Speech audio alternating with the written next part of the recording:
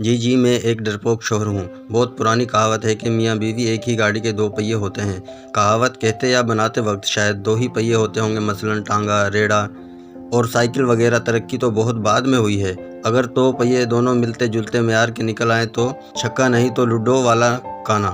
لیکن اکثر دو پہیے غیر معیاری یا غیر مناسب ہی ایک گاڑی میں جڑ جاتے ہیں اور پھر گاڑی ڈھنچو چلتی رہتی ہے۔ یہاں کہنا یہ ہے کہ شاید موضوع کے لحاظ سے بات تھوڑی لمبی ہو جائے، لیکن ایک مرتبہ صبر کا گھونٹ پی کر پڑھ ضرور لیجیے گا، سن ضرور لیجیے گا۔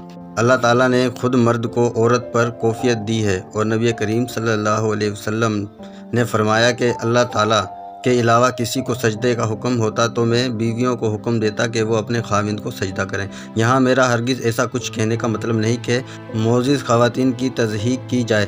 یہ بتانا مقصد ہے کہ خاوند ڈرتا نہیں ہے، بلکہ بیوی کو یا اس کی رائے کی عزت و احترام دیتا ہے، جس سے کچھ نہ سمجھ بیویاں یہ سمجھ بیٹھتی ہیں کہ میں نے خاوند کو فتح کر لیا ہے، جبکہ ایسا ہرگز بھی نہیں ہوتا، بلکہ خود کو اپنی بیویوں کے سپرد کر دیتا ہے اور کہتا ہے لو اب سے تمہارا ہوا، اسے جیسے مرضی استعمال کرو۔ خاوند یعنی میں ڈرتا کیوں ہوں؟ جی میں ڈر جاتا ہوں جب میری بیوی ذرا اونچا بولتی ہے کہ کہیں گھر والوں کی نظر میں اس کا مقام نہ گر جائے۔ جی میں ڈر جاتا ہوں جب میری بیوی یہ کہتی ہے کہ میاں جی آپ کے دفتر والے دوسرے لوگوں کے گھروں میں دو اے سی لگے ہوئے ہیں۔ جی میں ڈر جاتا ہوں جب میری بیوی بچوں کے داخلے کے لیے تنخواہ سے بڑھ کر اسکول کا کہتی ہے۔ میں ڈر جاتا ہوں محنت کر کے دیر سے گھر آنے پر کہ اگر بر وقت بچوں کی فیسیں جمع نہ کرا سکا تو۔ جی میں ڈر جاتا ہوں کہ اگلی بجلی، گیس، فون، انٹرنیٹ کے بڑے بل وقت پر ادا نہ ہو سکے تو۔ جی میں ڈر جاتا ہوں کہ کم آمدنی کی وجہ سے کہیں